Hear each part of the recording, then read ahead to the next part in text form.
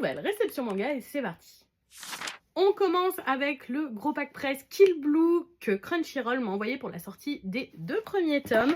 On a donc les 2 premiers tomes comme ça de ce nouveau titre, dont le tome 1 dans son édition limitée. L'édition limitée comprend une jaquette réversible, un shikishi, une petite illustration et une planche de stickers. Franchement, c'est plutôt chouette. Dans ce pack presse, nous avions comme ceci un petit pins chat qui sera sûrement un personnage du titre. Une petite présentation comme ça, donc au format bien plastifié plus que cartonné d'ailleurs. Ici, un carnet comme ça, Kill Blue, avec vraiment un effet, vous le verrez pas, mais de tissu très très agréable. C'est un très joli carnet. Et on termine avec un t-shirt comme ça, avec à nouveau ce gros chat. On passe chez Kana avec le 19e volume de Tougen Anki qui va sûrement, je pense, terminer cet arc en cours qui a été un arc très très long. Franchement, je suis contente parce que la fin de l'arc a vraiment rattrapé le niveau de son début. Et si jamais pour les curieux, un animé a été annoncé assez récemment. Chez Delcourt, par la suite, j'ai reçu le premier tome de la fin du système, cours d'humanomique du professeur Camo. J'avais très envie de recevoir cette nouveauté qui a l'air hyper originale. J'espère qu'elle sera à la hauteur de mes attentes.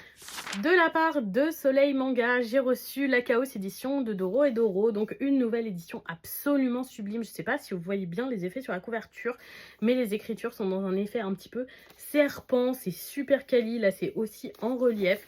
C'est très très beau et je suis trop contente parce que moi j'ai pas encore eu l'occasion de découvrir ce titre dont je n'entends que du bien. Donc voilà, c'est la super occasion et je suis trop contente de pouvoir le découvrir. De la part de Koda, j'ai reçu le second volume de Beware the Villainess. J'avais bien apprécié le premier tome, c'est un webtoon assez classique avec une histoire de réincarnation, mais l'humour amené par notre protagoniste m'avait vraiment plu, donc je suis curieuse de découvrir cette suite. On termine avec un autre gros kit presse, il s'agit du kit presse Villain Saga que Kurokawa m'a envoyé.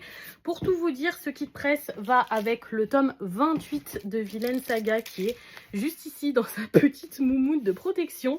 Je n'ai pas du tout lu les autres tomes de Villain Saga, donc je pense que je vais m'y mettre ou que je vais me mettre à l'animé pour au moins me faire un avis et honorer un petit peu ce kit presse. Donc voilà, avec sa moumoute.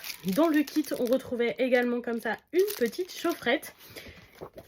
Une présentation comme ça plastifiée également très quali. Une petite affiche cartonnée pour le festival d'Angoulême. La version plus grand en shikishi et un dracar comme ça, vous savez, en bois à construire. Vraiment, c'est un très beau kit presse. Et voilà pour cette réception. Dites-moi si vous lisez certains de ces titres ou si certains vous tentent. Bonne soirée tout le monde!